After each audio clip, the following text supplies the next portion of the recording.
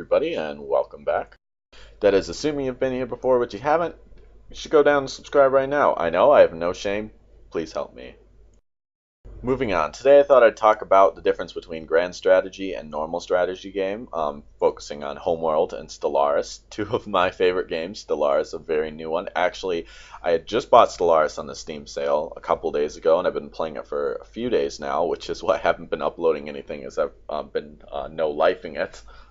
However, I really didn't know what I was getting myself into, so I'm hoping I'm not the only one stupid enough not to know the difference between grand strategy and normal strategy games. So I thought I'd make a video here, and well, if you want to yell at me for being dumb, go ahead in the comments section. So being a full believer of not scamming you into watching an entire video full of me talk, I thought I'd spit out the basic difference right away, where they're basically just depending on the scale and depth of the simulations you're exploring. Strategy, well, at least Homeworld in this case, is a lot more militaristic, while Stellaris gives you a lot more options, though the military side isn't focused on as much. There are differences behind that and beyond that, though, so please watch the whole thing. Difference the first. As you can see, the Homeworld game, each match lies on a really big three-dimensional playing field scattered across with resources. Now, as you can see, this is you can interact with it a lot, and not in just the habit of mining resources. You can move around by yourself, naturally, of course, you can move your ships, but you can engage in 3D tactics. Now, this is actually unique because this is like the first game to use it. Right now, I'm playing the Remastered Edition, which is the new version made by Gearbox after Relic Entertainment went belly up. However, as you can see, obviously the graphics have been improved, but this game was pretty old. It was released a long time ago, September 1999 in fact, but like I said, this is the remastered edition and it looks absolutely beautiful. Another great buy if it's on sale on Steam. I really have enjoyed this game. It comes with Homeworld 1, Homeworld 2, and the remastered edition of both. But back to the game. As I said, the three-dimensional playfield scattered across resources. You get resources to buy new ships, research new technologies. Well, I shouldn't say buy. You build them all inside of your own ships. They don't magically appear from somewhere else like some games. And then you use them. Right now, well, I'm in a single-player game, which is obviously single-player. But as player versus CPU right now, there are 3 other CPU actually with me at the moment. Of course, there's the normal campaign, and there's a new multiplayer mode, which has been kind of buggy apparently, and you won't ever be able to play with users of a different system. So like Windows 64, you're stuck with Windows 64, and Mac 64, you're stuck with Mac 64, unfortunately. However, that's supposed to be really cool. I haven't personally tried it out since I'm not that good at this game. Actually, I'm pretty bad at it. Like I said, the game and all of its genre of the strategy games, at least the military strategy games, are very focused on, well, military obviously. There's no diplomacy in the game, though you can pay tribute apparently. I don't know how to do that. I haven't found any documentation about it, but you get a score for it at the end. So I don't really know. Maybe it's a feature from the original Homeworld that was never ported over. However, it's pretty overwhelmingly military. You want to basically destroy your opponent any way possible using the ships that you've built. As you can see right now, I'm capturing a relic that has become kind of a fighting point for myself and another fleet.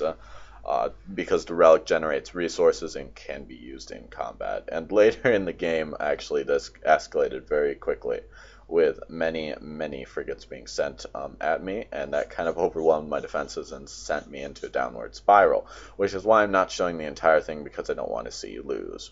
Or I don't want you to see me lose, because like I said, I am pretty bad at this game, though I really enjoy it anyway.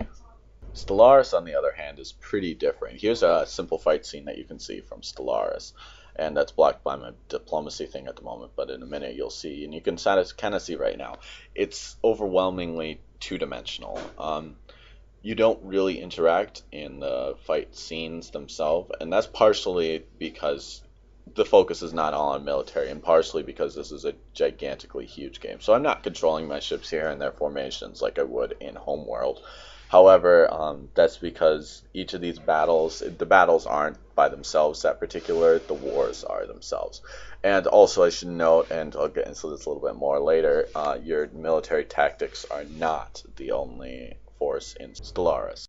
If we move back out into the map menu, for instance, you can see definitely some difference right away.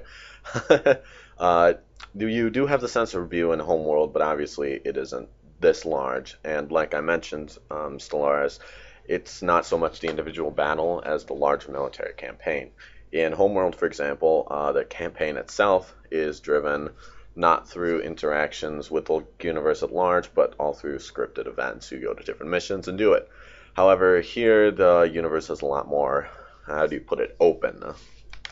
And like I said, military force is not the only option, or not even the best option in a lot of cases. Stellaris, like I said, takes place in a very open universe, and so you interact with other alien races through your diplomatic relations with them. So, for example, you can invite them to become part of your federation, and they may decline or accept based on what's going on in the universe at large, and in their relations with you. The AIs are also supposed to be really smart. I've had pretty complex interactions with them just on the normal setting. But a lot of times it's not the fight to take over the galaxy, it's the fight to pretty much just keep your empire from dying out.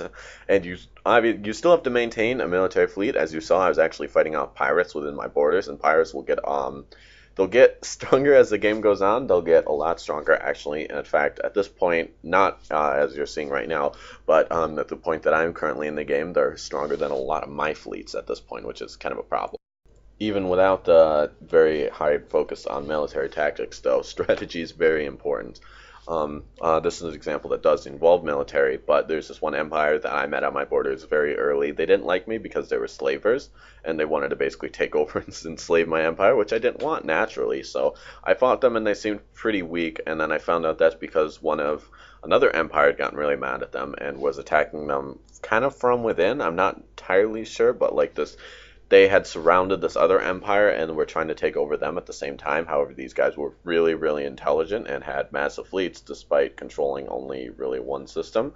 And then they were mad at me because, so I won against that empire, and then the other empire kind of taken over half of its space while I took over the other half.